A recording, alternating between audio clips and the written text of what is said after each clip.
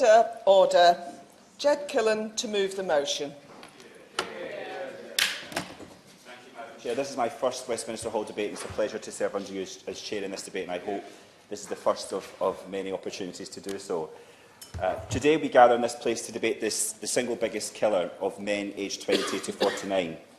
A bigger killer than cancer, than heart disease and road accidents.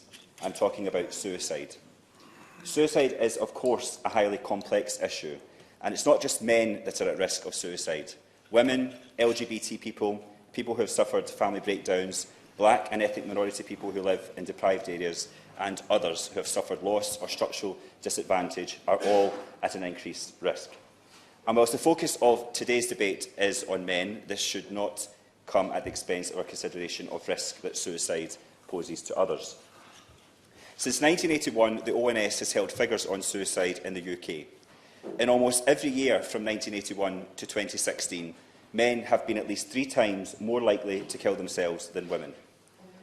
This is not a problem that has gone away over time, and it is evident from these figures that both historically and contemporarily, suicide is a problem which disproportionately affects men. For myself, and I'm sure many other members in this place, suicide is not just an issue of public health, but something personal. From 2012 to 2016, 198 people have taken their own lives in South Lanarkshire, of whom 147, or 74%, were men. People I care about have been directly affected by male suicide in recent times, and the wider community impact of each death by suicide is substantial. The Local Government Association estimates that for every person who dies, between 6 and 60 people are directly affected. Suicide among men is complex, and it is not helpful to speculate why an individual may have taken their own life. However, there has been research into factors which increase the risk of suicide in men. Research by the Samaritans and data from ONS highlights loneliness from family breakdown or the death of a spouse, the decline of traditionally male-dominated industries, inequality and social expectations about masculinity as just some of those factors. Today, I'd like to focus on how views of masculinity can increase the risk of suicide in men, and the idea that suicide among men is not just a health issue, but one that is often linked with social deprivation and inequality. Whilst many in this House and wider society have made great strides to challenge how we conceive masculinity, for many men, the key tenets of masculinity remain important to their identities and conceptions of how they believe they are meant to behave. And it's not just the men themselves. Society at large can be guilty of holding men to these unrealistic standards. Having grown up in the west of Scotland, I know that this masculine ideal requires that men should never be depressed, anxious or unable to cope. And if they are, they should never admit it. They should be strong. This can often mean that when men are most in pain, they're at their most determined to hide that pain and shrink away from help due to a fear that their vulnerabilities will be exposed. That can lead men to respond to distress with denial, angst with avoidance, and insecurity with isolation. Rather than seeking out the help and support they need, and often the help and support that may save their life, many men will suffer in silence. This presents a problem. While across the UK, health services are being retooled to provide a parity of esteem between mental and physical health, the problem for suicide among men is often not treatment, but identification. We could have the best mental health service in the world, but until we start better identifying those who need to access it, we are unlikely to see an improvement. At present, 70% of those who take their own lives are not under the care of a specialist mental health service. Changing culture, particularly among men, is central to reducing suicide. Certainly. Very grateful to Honourable for giving way. I very much commend him on what is a very powerful speech, and I spoke on this very issue during International Men's Day. Does he recognise the role for men's sheds in particular, where men can come together and have conversations about their mental health? And we welcome the work being done in Shettleston Men's Shed, where people come together and have these exact conversations and get that out in the open. I thank the member for that intervention. He's absolutely right, and there are a lot of good work going on around the country to encourage men to talk more. And initiatives by the Samaritans and Time to Change encourages us all to think differently about mental health and suicide, and to be alert when behaviour of our friends and families and colleagues changes. Personal interventions can save lives, and it's incumbent on us as individuals and representatives to try and challenge traditional conceptions of masculinity in particular, where it poses a risk to life. But put simply, men need to get better at talking to each other. And I include myself in that. I haven't always been good about talking about my own mental health and my experience of anxiety and OCD.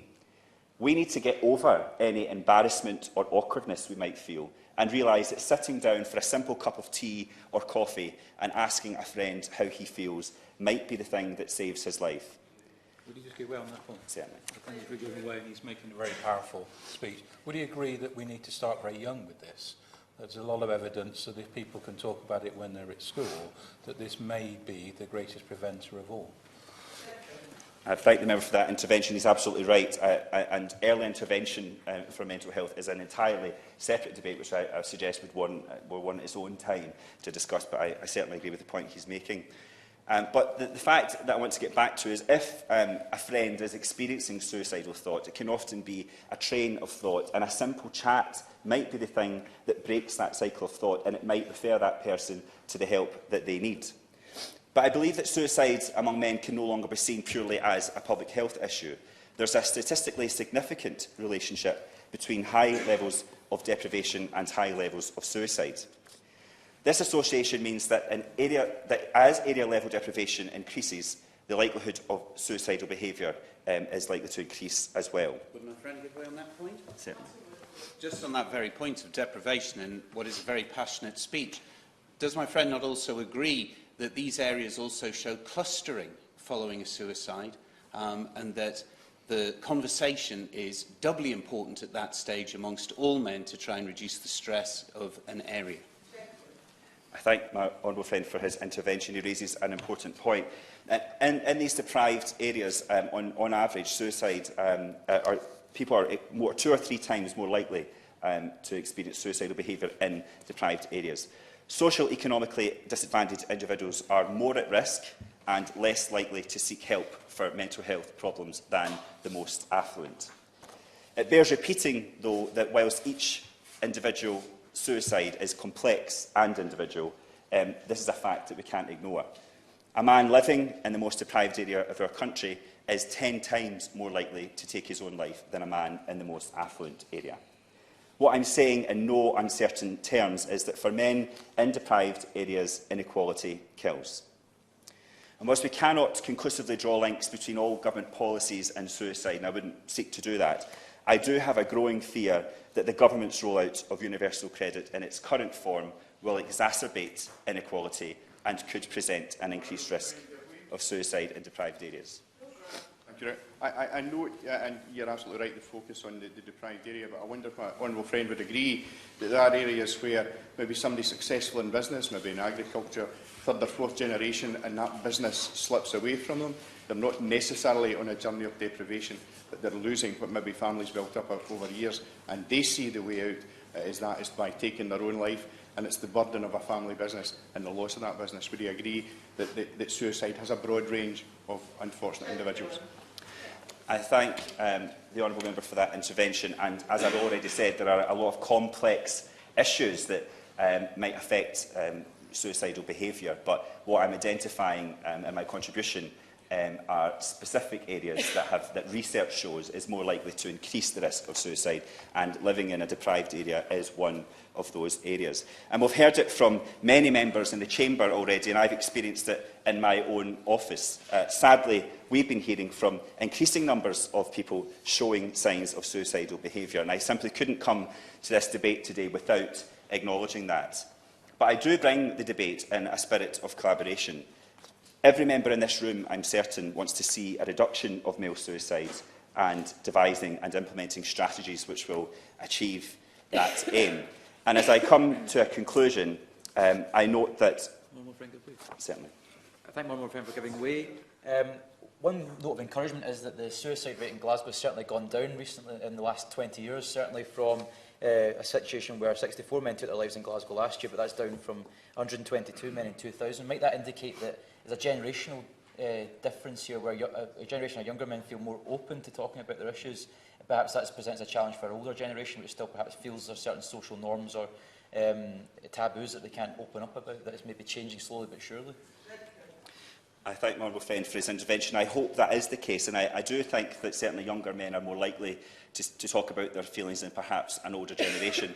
And there has been a strong downward trend of suicide rates in Scotland. However, in 2016, I'll give you a moment, just finish the point. In 2016 in Scotland, there was an 8% increase in suicide, and hopefully we will see that that go back down again. But there certainly remains an issue, and we have to address it. And that's why it's important to have debates like this today. Honourable friend first.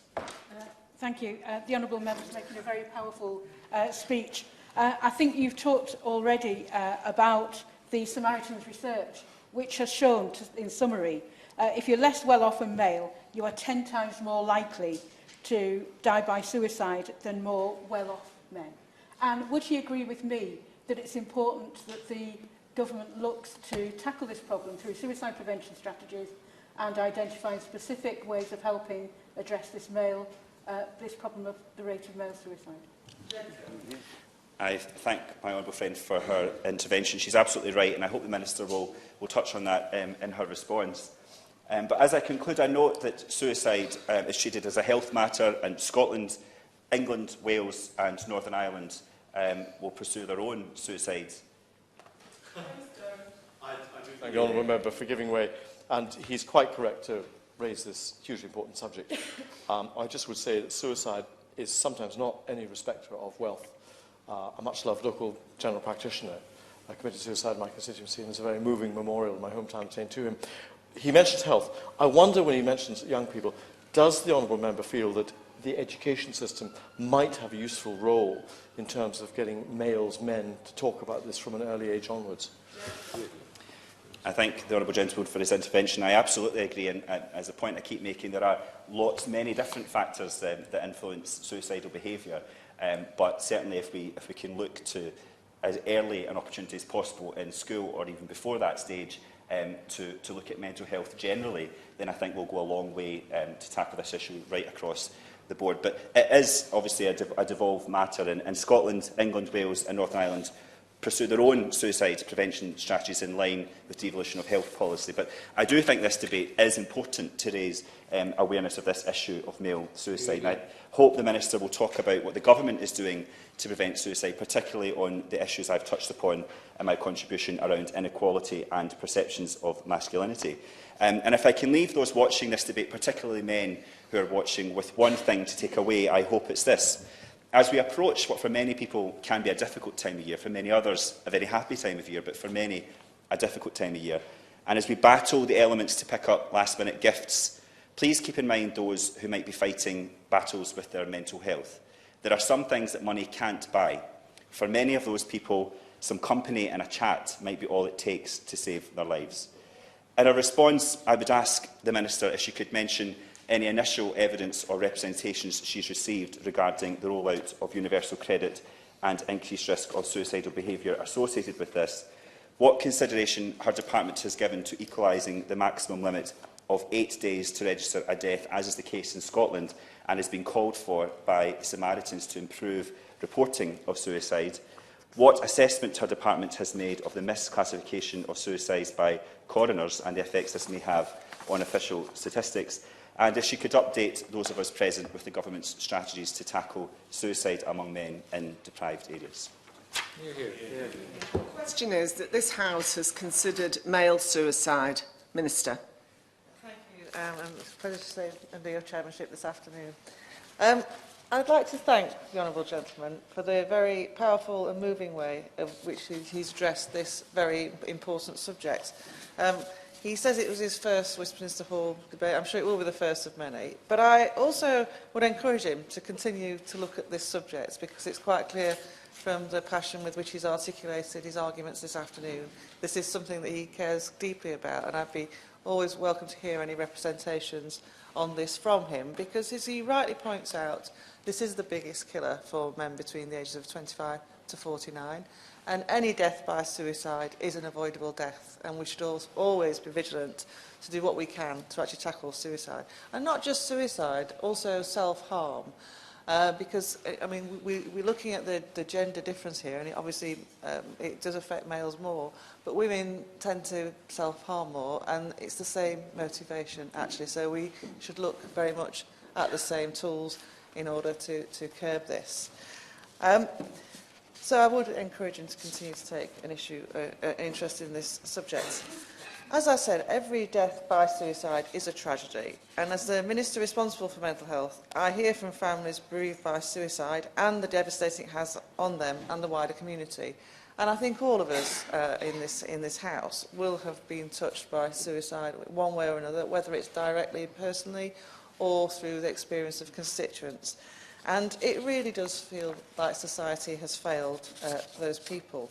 And that's why I'm determined to drive forward the action we're taking at a national level and within local communities to reduce suicides.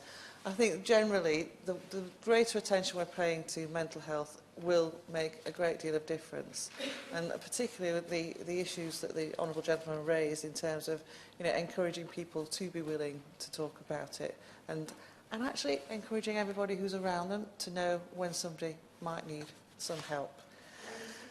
Yes, indeed. Thank her for giving way. As my honourable friend mentioned, many people, or the majority of people who have committed suicide, have never reached a professional help or have went to a health professional. Would the Minister agree with me that preventative training needs to be rolled out to people, for example, landlords, firemen, taxi drivers, where people with suicidal feelings might have contact with if they're not reaching out? I think this is it in a nutshell. I think we all need to become much more aware about when people might be showing signs of mental ill health. And, I hope that through the programmes that we're doing in terms of our priority we're putting on mental health, we'll do much to raise awareness. Obviously, we're trying to do a lot more in schools now, following the publication of the Children and Young People Green Paper. But the category of people that the Honourable Gentleman referred to, I think, are the ones who are actually missing all this attention in respect. Working class men who work on building sites aren't meant to have mental health problems. So when they have them, nobody pays any attention because it's a very masculine environment, as he's identified. And they're certainly not going to go and seek help for it. So it's not surprising that that particular group of people has a very high incidence of suicide. So I think there's a general role for public awareness. The point she makes about bars is actually a very interesting one, and we're very keen to use mainstream media to highlight messages as well. One of the reasons that we're supporting Time to Change, which the Honourable Gentleman referred to, is exactly that, to get these very populist messages to raise awareness amongst the whole general public, so that we can all identify when someone's in trouble. Thank you. Just on a reference to building sites, I wonder if the Minister is aware of an organisation called Mates in Mind, in which Samaritans are involved, which actually looks to deal at encouraging people in the building industry to talk to each other to avoid the very problems she's mentioned. I wasn't aware of Mates in Mind, but it sounds like an excellent initiative and one that I'd be very keen to support, because I just think, ultimately, we won't worry about showing up to hospital with a broken leg, so why should we worry about seeking help when we're feeling not so well in our mental health too? And there is nothing unmasculine about reaching out for help, nothing at all. And so we just need to make it much easier for people. Suicide specifically, the profile has never been higher than it is now, and that's a testament to progress that we're all making. And this debate is a great help in tackling the stigma of the taboo of not talking about suicide. We need to be a lot more open about it. We must strive to reduce suicides for everyone, but as he says, men remain the group at highest risk. And despite suicides in men reducing in England over the past 2 years, the number of men who died by suicide remains too high. Now, The honourable gentleman and others have referred to the work of Samaritans, and I cannot praise enough their work. And we're very pleased to be continuing to support them year on year with their prevention work. And frankly, in terms of the outcomes and the lives that they support, they are an absolutely fantastic organisation and fantastic value for money. Just going to show that actually it's personal interventions that are actually and often quite anonymised that can be of most use in this area. So, as the Honourable Lady's just mentioned, you know, if someone's in a bar, because often people in this position will self-medicate using alcohol, a stranger saying, "Are you all right, my friend?" could make all the difference and could save that life. And we should encourage people to make exactly that kind of organisation. As I said, the ONS has found that construction workers have one of the highest incidents of occupations for suicide. So I'd be very keen to hear more about the initiative the Honourable Lady's just mentioned. It's also worth noting that that's the kind of work which is often transient. It means people move around to do it. It's often seasonal. So again, people coming in and out of work will often find additional mental pressure, and we need to be sensitive of that. And we're approaching Christmas, and if there's ever a period in the year that people feel lonely, it's Christmas. So you know, I think my message to everyone here, I don't need to tell you because you're all showing interest in suicide and interest in this, but I think we all need to be very aware at Christmas that people will feel lonely and often be at their lowest ebb. But that's when acts of kindness can mean the most. Gaffney. Anyway, I thank the honourable member for putting this motion forward, because I seen one of my own as a trade union rep in the Royal Mail, which was male dominated. I spoke to many men, many people over the decades of years to get to the final point and say, think about it. But that didn't stop one of my members taking his own life just last year. You know, and it was a life and soul of the party, as usually these people are. They really hide it, you know, they hide it in the whole thing. And Christmas is going to be a lonely time for a lot of these young men, as more and more partners are splitting due to the pressures of life and everything else. So I think it'd be good if this government could send out a Christmas message, or all of us can send out a Christmas message this year. Take care and stay strong, you know. Minister. You couldn't put it better. I think that's a fantastic message to send out. And I hear what he says, actually, and I'm very pleased, actually, that the Royal Mail have actually done a lot more in this space, and no doubt in partnership with the trade union. And again, I pay tribute to all that work. As part of my support for World Suicide Prevention Day this year, I visited the Samaritans and met some of the volunteers. And it has to be said, you know, the level of commitment, you know, they have to do a good number of hours a week to maintain their status. It shows fantastic commitment on their behalf, and I think we would all join together in thanking them for the work they do. And I'm very pleased that we've agreed to fund the Samaritans Helpline up until 2022 to better support them in that work. I hear from many stakeholders, we've heard this afternoon, that you know, men are much less likely to seek professional help and are more likely to engage better with services outside traditional clinical settings. But I do think that, you know, we do need to give a very positive message that there is no shame in seeking professional help. In fact, you know, it is exactly what we're investing in these services for. And as the Honourable Gentleman said, you know, we could have the best services in the world that are immediately accessible, but unless people feel willing to get them, that's pointless. So we really do need to tackle that sense of shame. Now, there are many excellent initiatives which seek to do exactly that within local communities. There's the Men's Sheds Association, which provides opportunities for men to meet others in familiar settings and engage in activities together. There's Andy's Man Clubs, which again engage men through sport, whilst making it easy for men to seek advice on things like relationships and debt, which we've heard are often contributory causes to the mental health crisis that can lead to suicide. And the government is also supporting the Sport and Recreation Alliance Mental Health Charter, which aims to do the same. And as I mentioned, we're funding Time to Change, which is obviously designed to tackle this stigma. And we've given Time to Change £30 million since 2012, and we'll continue to support them till 2020. So I'm hoping that this is indicating a very clear direction of travel in terms of what we're doing to raise awareness. But as he says, the Honourable Gentleman's asked just outlined, there are good messages that we can give out. And I think, you know, my message to the public is reach out. If you think someone's in difficulty, send them a text, give them a phone call. Just keep your eye on people who might be feeling down. Because feeling down one day can suddenly become feeling rock bottom on another. Listen and don't judge when people are feeling you know, unhappy about circumstances. People in mental health difficulties lose perspective, and the smallest things can become absolutely huge. But as it's often said, you know, the wisest proverbs, a problem shared is a problem halved, and it can be more than halved when someone's having a mental health crisis. Yes. Thank you. The Minister's been quite rightly emphasising the need for personal support and the need to talk. I wonder if the Minister will be addressing the socio-economic issues which Samaritans research shows in their Dying from Inequality report, shows that actually socio-economic factors are really important in whether or not people consider ending their life by suicide. And I wonder if the Minister could talk about that. What I would say is I think it's the socio-economic issues which actually determine when and how people seek help. And that's really the critical key in that.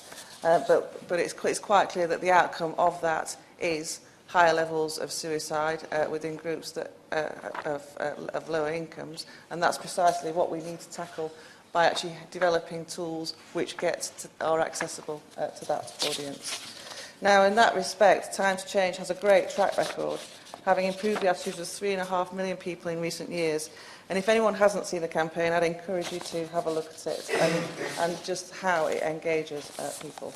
As I'm running out of time, I'll just quickly go through some of the other points. Local suicide prevention plans are critical in tackling suicide in the long term because obviously we need to have services that are accessible directly to people. So I'm very keen that we do more work with the Association of Public Health Officers and the Local Government Association to really make sure that the local suicide prevention plans that are in place really are rigorous and will deliver the outcome. We don't want them just to be a box-ticking exercise. We really need them to deliver reduced impact of suicide. The cross-government suicide prevention strategy for England was updated to focus on high-risk groups such as middle-aged men and is also widened to include self-harm, as I mentioned. And that means that suicide plans will be more targeted than ever before on those who need the most support. And the Honourable Gentleman raised the issue about deaths being registered within 8 days, and that in England that can take longer. The ONS is continuing to trying to improve the timeliness of published data on suicide, and that's something that we will definitely take forward and look at. So in conclusion, whilst our efforts should be about reducing the risk of suicide to everyone in our communities, it is very fair to say that men remain the group at highest risk and are therefore a priority. We are looking to local areas to be developing strong local partnerships and implementing innovative ways of reaching out to men who may be at risk of suicide. And there's clearly a political consensus here that we must address issues such as suicide prevention. So now is the time for all of us to take action to make change a reality for people and communities, and this government will be tireless in this pursuit. And I'm very grateful to the number of honourable members who've come to this debate today, which does illustrate that this is something that the House cares deeply about and really wants to tackle. So let's make a real difference. The question is that this House has considered male suicide. As many as are of that opinion say aye. To the contrary, no. I think the ayes have it. The ayes have it. Order, order.